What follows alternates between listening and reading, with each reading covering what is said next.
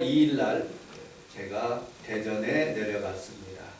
우리 어머니 생신이라서 내려가서 음식도 같이 먹고 그리고 이 얘기 저 얘기 하면서 이제 다시 오게 되었습니다. 저는 기차를 타고 가기 때문에 우리 제 동생이 천안에 사는데 천안에 사는 동생의 차를 타고서는 이제 이 얘기 저 얘기 하면서 천안까지 가는데 제 동생이 그런 재수 씨가 그런 말을 하더라고요. 목사님, 제가 그 드라마를 하나를 봤대요. 너무너무 감동되고 은혜가 돼서 그것을 눈물도 흘리고 또 마음에 공감되어서 목사님 그 드라마를 꼭 봤으면 좋겠다 하고 추천을 하더라고요. 그래서 무슨 드라마냐 했더니 폭삭 소가수다 하는 그런 드라마더라고요. 제주도 나오는 그런 드라마인데 끝까지는 보지 못하고 1, 2편만 보게 되었습니다. 그러면서 제가 생각하는 것이 있었습니다. 오면서 이렇게 한 드라마에도 영혼을 쏟아붓고 그리고 또 여러 가지 감정에 이입돼서 그거에 집중해서 저녁부터 보기 시작해서 새벽까지 다 그것을 보면서 눈물을 흘렸다고 하는 말을 들었습니다. 설교를 그렇게 하면 어떡할까? 설교를 그렇게 잘하면 얼마나 좋을까? 하고 깊이 생각하면서 천안까지 오게 되었습니다.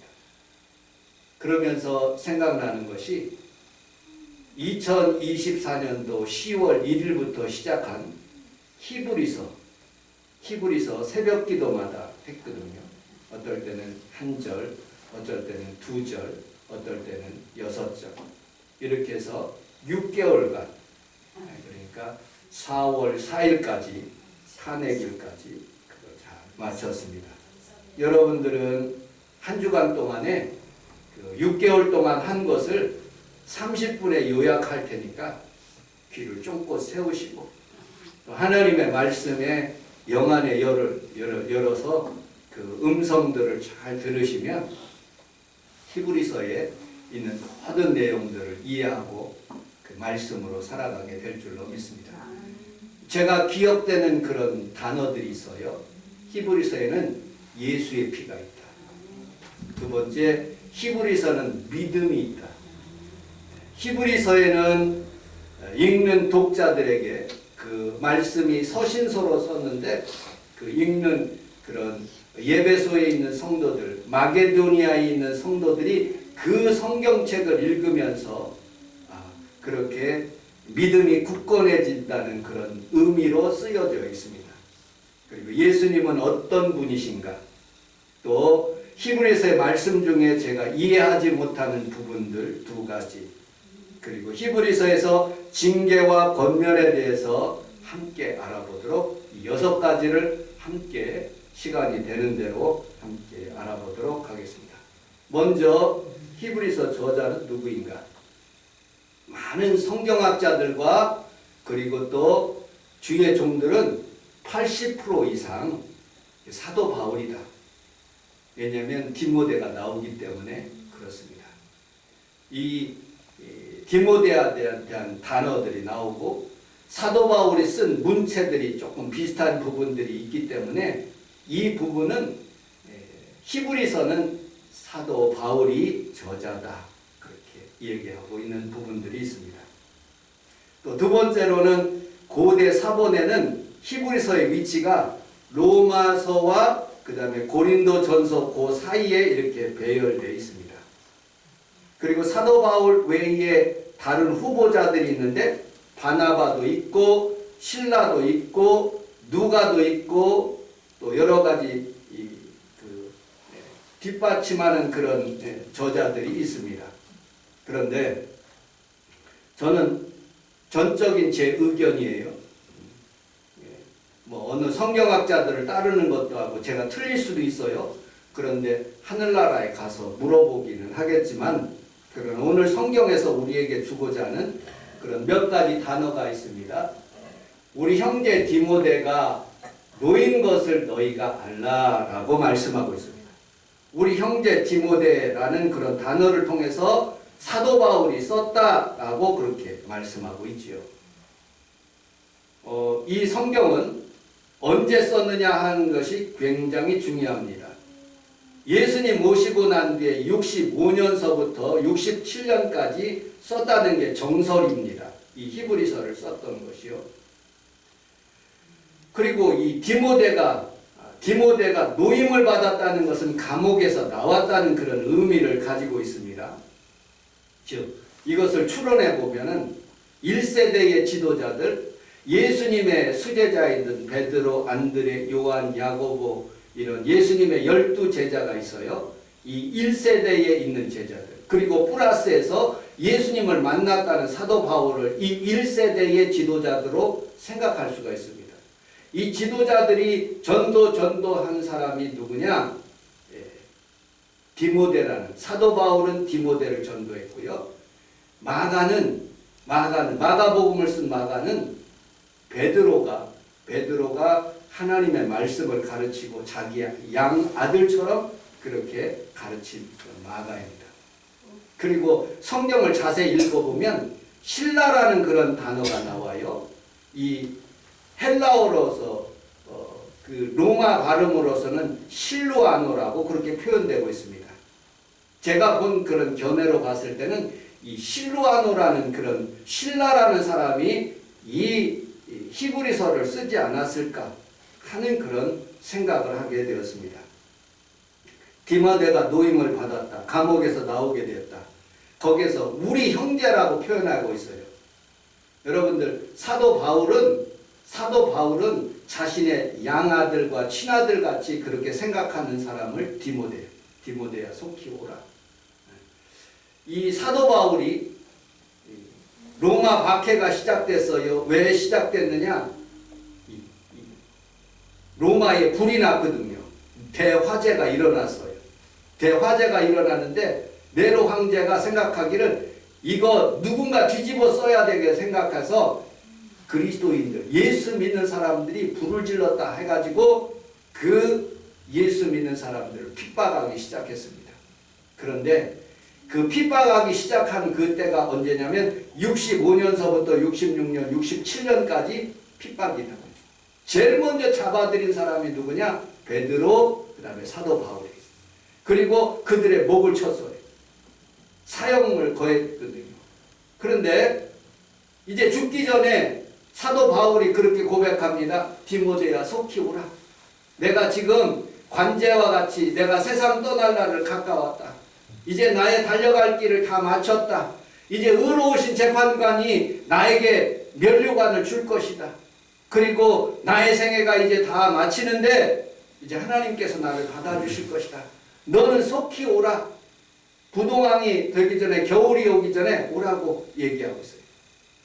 그래서 디모데가 왔는데 사도 바울은 죽고 디모데는 감옥에 갇히고, 그리고 오늘 성경에서 보니까 디모데가 이제 노임을 받아서, 이 디모데라는 사람은 어디에서 목회를 하고 있느냐? 예배소 지역에서 목회를 하고 있는 사람이에요.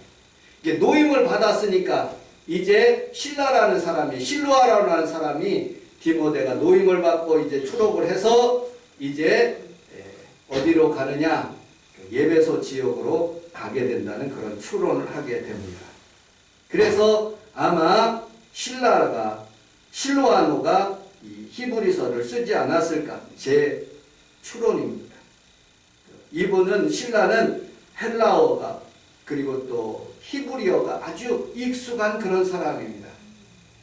우리 1세대에 있는 김종국 선교사님, 윤정열 선교사님, 이 영어가 아주 이렇게 열심히 하긴 하지만 잘 안 돼요.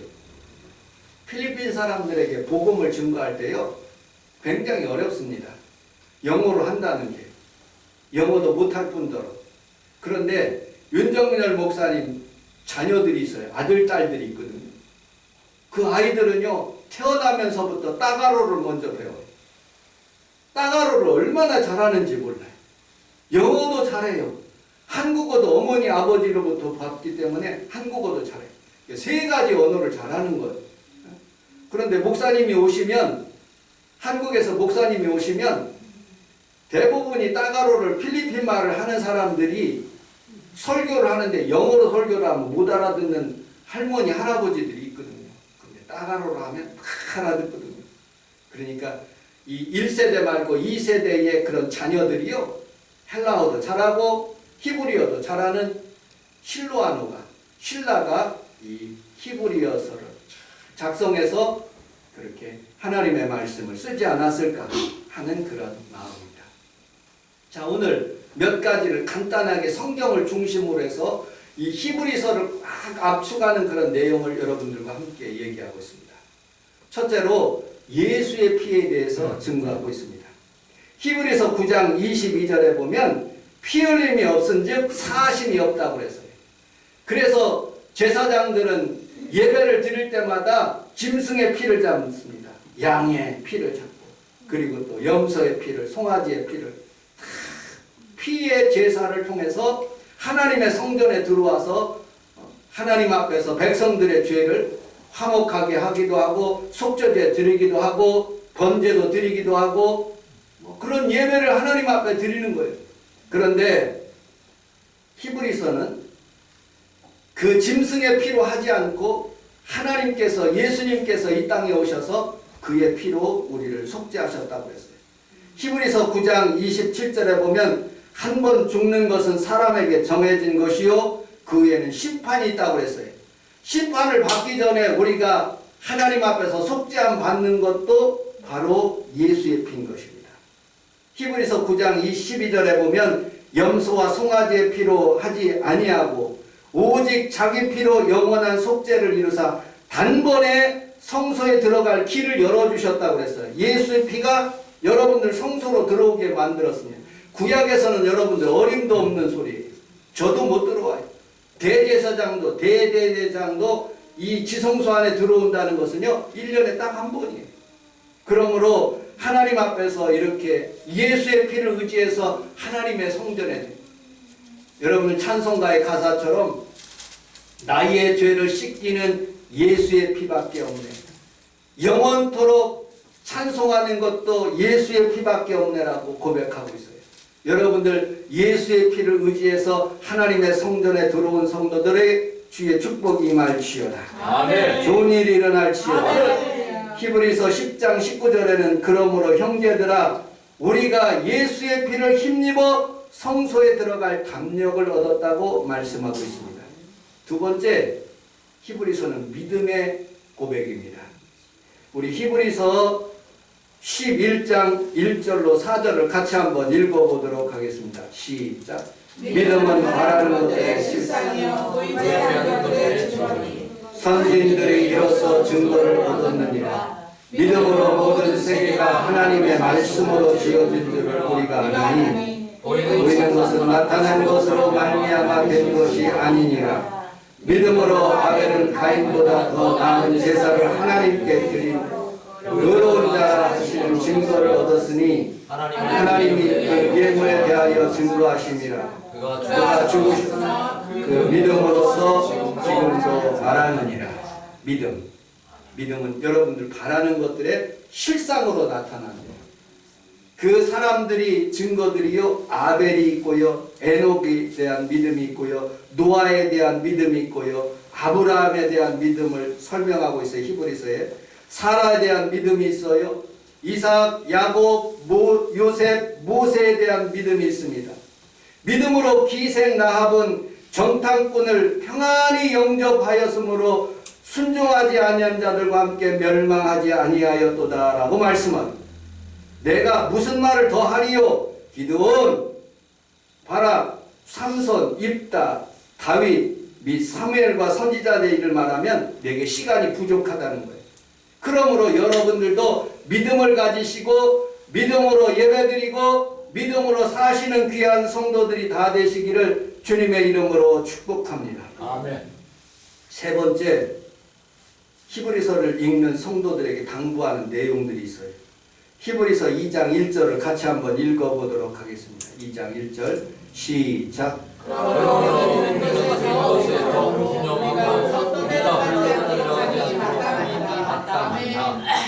여러분들의 믿음이 흘러 떠내려가지 않기를 이렇게 히브리서를 읽는 성도들에게 말하고 있어요.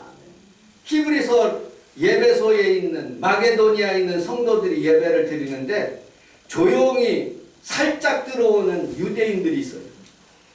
율법을 지켜야 된다. 할례를 행해야 된다. 모세 율법을 따라야 된다. 하고 그렇게 얘기를 하는 거예요. 또 그 지역에 있는 이방인들이 어떤 철학을 가지고 그들에게 막 속삭여. 철학은 생각하고 질문하는 것이거든요. 근데 신학은 하나님의 말씀은 인생에 대해서 답을 주고 있기 때문에 여러분들 그거에 대해서 자꾸 흘러 떠내려가는 사람들이 있어요. 예수 믿는 것을 포기하는 사람들이 있어요. 오늘 여러분들은 하나님의 말씀을 듣고 여러분 흘러 떠내려가는 성도가 아니라 믿음이 굳세지는 귀한 축복이 임하시기를 주님의 이름으로 축복합니다. 아멘. 히브리서 3장 1절에 보면 그러므로 함께 하늘의 부르심을 받은 거룩한 형제들아 우리가 믿는 도리의 사도이시며 대제사장이신 예수님을 깊이 한번 생각해보라 라고 말씀하고 있습니다. 히브리서 4장 7절을 같이 한번 읽어보도록 하겠습니다. 4장 7절 시작. 어려운데 다윗에게 다시 영원하여 오늘이라도 미리 같이 이르시되 오늘 너희가 그의 음성을 듣거든 너희 마음을 완고하지 말라. 하나님의 말씀을 듣는 성도들이 마음이 완고해져서는 안 돼요. 여러분들 물질 때문에 교회 안 나오고 여러분들 여러 가지로 핍박과 고난 때문에 여러분들 예수 믿는데 여러 주저주저 하는 성도가 없이 하나님 앞에서 여러분들이 마음이 굳건하여져서 살아계신 하나님이 진짜 하나님이다. 예수님이 나를 구원하셨다. 하나님의 능력으로 나는 산다 하는 그런 믿음이 여러분들에게 있기를 주님의 이름으로 축복합니다. 아멘. 히브리서 4장 12절에는 하나님의 말씀은 살아있고 활력이 있어 좌우에 날쌘 어떤 검보다 예리하여 혼과 영과 및 관절과 골수를 찔러 쪼개기까지 하며 또 여러분들의 마음과 생각을 판단하신대요. 이 하나님의 말씀이 지금 여러분들에게 무슨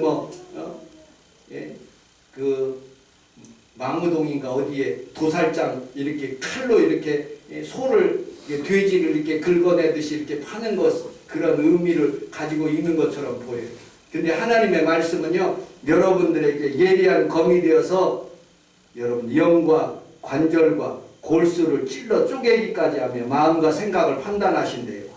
오늘 하나님의 말씀을 듣고 여러분들이 변화되시기를 주님의 이름으로 축복합니다. 아멘. 잠시 잠깐 후면 오실리가 오시리니 지체하지 아니하시리라. 나의 의인은 믿음으로 말미암아 살리라. 또 뒤로 물러가면 내 마음이 그를 기뻐하지 아니하시리라 하셨느니라. 우리는 뒤로 물러가 멸망받을 자가 아니요 오직 영혼을 구원함에 이르는 믿음을 가진 자라고 말씀하고 있습니다. 여러분 뒤로 물러가지 말기를 주님의 이름으로 축복합니다. 아멘. 양화가 악화를 구축한다. bad money, 나쁜 돈은 drive out, 구축한다는 거예요. 몰아낸다는 거예요. good, 그 뒤에 money가 생략된 거죠. 형용사 다음에 명사가 생략. 좋은 돈을 몰아낸다. 이 말의 뜻은 무슨 뜻이냐? 옛날에는 동전에 금화가 있고요, 은화가 있고 동화가 있고 그랬어요. 그런데 여러분들 이 금화를 쓰는 사람들이 똑같이 그런 가격의 화폐예요. 그런데 이것을 풀어놓으니까 정부에서 풀어놓으니까 사람들은 금만 모으고 은을 쓰기 시작하는 거예요. 은을 했더니 이제는 동화를만 이렇게 통화를 하는 거예요. 지폐를 했더니 금, 은, 동은 다 숨겨놓고 지폐만 통화되는 거예요. 이 말에 영적인 의미가 있어요. 이 히브리 성도들이 하나님의 말씀을 듣는 성도들이 좋은 성도들이 믿음이 자라서 쭉쭉 자라는데 어느 날 갑자기 나쁜 성도들이 들어오는 거예요. bad, good, bad money가 들어오는 거예요. 그래서 막 신천지가 막 한국교회를 어지럽히고 신천지가 막 교회를 막 파산시키는 거예요. 그게 벤머니가 들어온 거죠. 여러분들, 우리의 신앙 가운데서도 하나님 앞에 살아가면서 이 악한 세력들, 그런 세력들이 들어올 때마다 그것을 저항하는 세력들이 있어야 돼요. 그것을 단단히 지킬 수 있는 믿음을 갖는 것이 굉장히 중요한 거예요. 여러분들 굳건한 믿음을 가지시기를 주님의 이름으로 축복합니다. 아멘. 프랑스 혁명 때 마리 앙뚜아네트라는 그런 유명한 그런 왕의 부인인 마리 앙뚜아네트가 있어요. 이 말이 사실인지는 모르지만 어쨌든 그런 역사책에 이런 말이 있어요. 빵이 없으면 케이크를 먹지 왜 사람들이 굶느냐라고 그런 말을 했대요. 근데 이것은 가짜 뉴스라고 그러더라고요. 여러분들, 빵을 얼마나 고급으로 만들어야지 케이크가 되는지 몰라요. 돈이 엄청나게 들어가는. 빵이 없으면 케이크를 어떻게 먹습니까? 빵도 못 먹는데 어떻게 케이크를 먹자는 얘기입니까? 말이 와전된 거죠. 2017년도에 한국 언론진흥재단에서 1084명을 조사했답니다. 가짜뉴스 4개 하고 진짜뉴스 2개. 그리고 이것을 퍼뜨리기 시작했답니다. 진짜 뉴스를 분별하는 사람들은 딱 2사람밖에 없대요. 1.8%. 여러분들 유튜브를 보면 대부분이 거짓다 가짜 뉴스라고 생각하면 돼요. 진짜 뉴스를 보도하는 그런 방송국도 여러분들 진짜인지 아닌지를 검사할 수가 없는 거예요. 진짜 뉴스는 오직 예수 그리스도의 복음밖에 없어요. 나는 그렇게 믿어요. 세상 사람들의 정치인들, 수많은 사람들이 가짜 뉴스를 자기 이익을 위해서 그렇게 하는 거예요. 여러분들, 세상의 말을 믿지 않고 하나님의 말씀을 믿는 귀한 성도들이 다 되시기를 주님의 이름으로 축복합니다. 네 번째, 예수님은 어떤 분이신가에 대해서 말씀하고 있어요. 히브리서에서는 예수님은 선지자보다도 위대하신 분이다. 히브리서 1장 1절에 보니까 옛적에 선지자들을 통하여서라고 말씀하고 있어요. 두 번째, 예수님은 천사보다 위대하신 분이다. 1장 4절에 보면 그가 예수님이 천사보다 훨씬 뛰어남은이라고 말씀하고 있어요. 예수님은 히브리서 1장 3절에 보니까 만물을 그 발 아래 까셨다고 말씀하고 있어요. 만물을 붙드시며 죄를 정결케 하시는 그런 일들을 하신 분이에요. 예수님은 히브리서 4장 15절을 같이 한번 읽어보도록 하겠습니다. 시작. 우리에게 있는 대제사장은 우리의 연약함을 동정하지 못하시니가 아니요 모든 일에 우리와 똑같이 시험을 받으신 일로 죄는 없으시니라. 그러므로 우리는 긍휼하심으로 때를 따라 돕는 은혜의 보좌에 담대히 나아가시라. 아멘. 우리와 똑같이 여러분들 체험하시고 연약함을 동정하시고 체휼하셨다고 말씀. 그 예수님은 5번째로 영원한 대제사장이라고 말씀하고 있습니다. 히브리서 5장 5절에 보면 여러분들 멜기세덱의 반채를 쫓아서 영원한 대제사장으로 이 땅에 오셔서 그분이 죽으신 거예요. 6번째로 예수님은 살렘왕, 평강의 왕이에요. 샬롬이라는 그런 단어예요. 그 의미는 평강이라는 단어를 말씀하고 있어요. 이 아브라함의 모든 것의 10분의 1을 그에게 나누어 주리라. 그렇게 하시면서 살렘왕으로서 평강의 왕으로 살아갈 수 있도록 도와주셨어요. 여러분, 우리 교회 표가 올해 한 해 우리 함께 따라서 하겠습니다. 샬롬, 평강. 네. 여러분들에게 평강이 있을지어다. 아멘. 제가 왜 이렇게 원래는 샬이라고 써야 돼요. 아가 아니라 야로 이렇게 써야 돼요. 샬롬 그렇게 썼는데 일부러 살롬이라고. 어떤 예화를 보니까 여러분들도 지난번에도 예화를 드렸지만 암에 거의 사기 죽을 수밖에 없는 그런 사람이 하나님의 성전에 찾아온 거예요. 다급하니까 찾아왔겠죠. 하나님 앞에서 간구하고.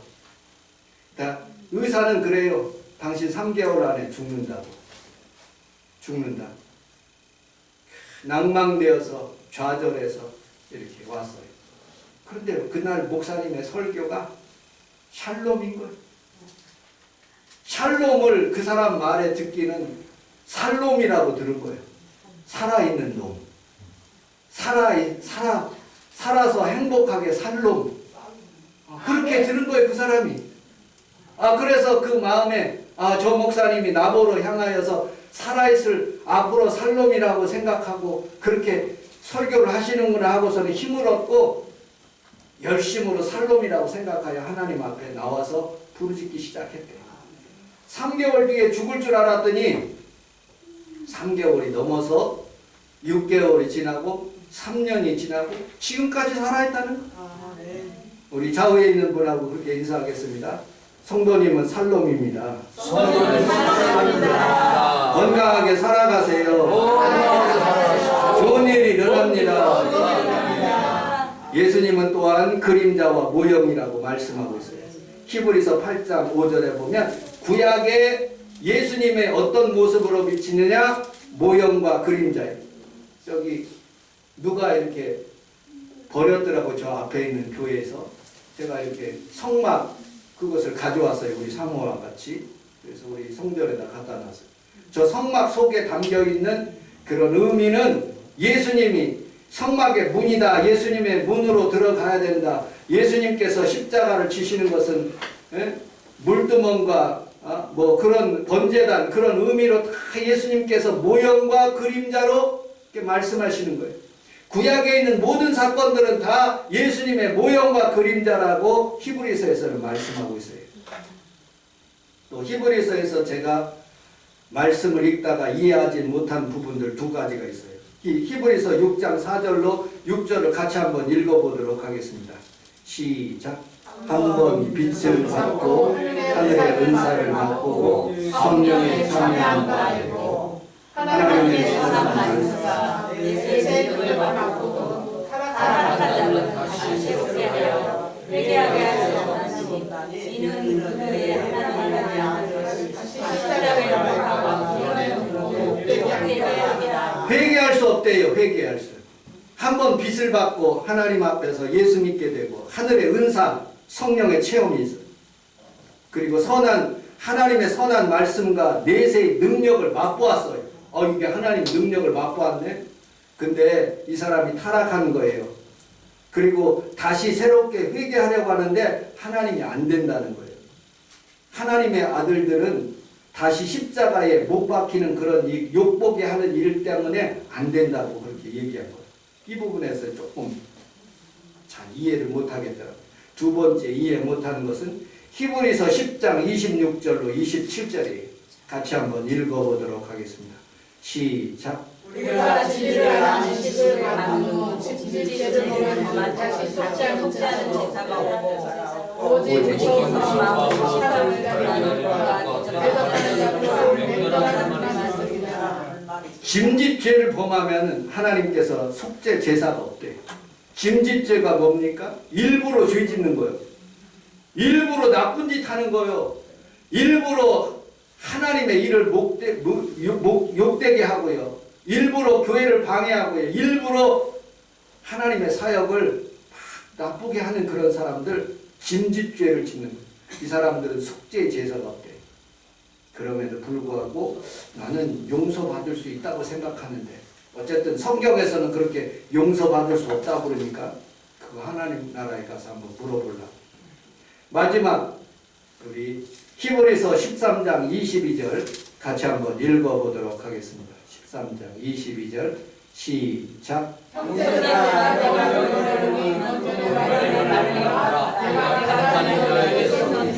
아멘. 좌우에 있는 분하고 그렇게 인사하도록 하겠습니다. 권면의 말을 용납하라. 권면의 말을 용납하라. 이 권면이라는 것은요, encouragement, 용기를 주다, 좀 잔소리를 하지만 그렇게 조금 복돋우고 바르게 살라라고 이렇게 깨우쳐 주는 거예요. 설교를 하듯이 권면. 축사 권면 있지 않습니까? 목사님들이 오셔서 하시는 말씀이 여러분들에게 권면하는 거예요. 근데 히브리서에서는 권면을 또 이렇게 표현하더라고요. 히브리서 12장 4절로 6절을 같이 한번 읽어보도록 하겠습니다. 시작. 너희가 되었사오되 여기까지 내어가지 아니하고 또 아들들에게 불하게 같이 너희에게 일렀을 때 내 아들아 주의 징계하심을 경히 여기지 말며 그에게 부담을 받게 약속하지 마. 주께서 그 사랑하는 자를 징계하시고 그 앞에 아멘.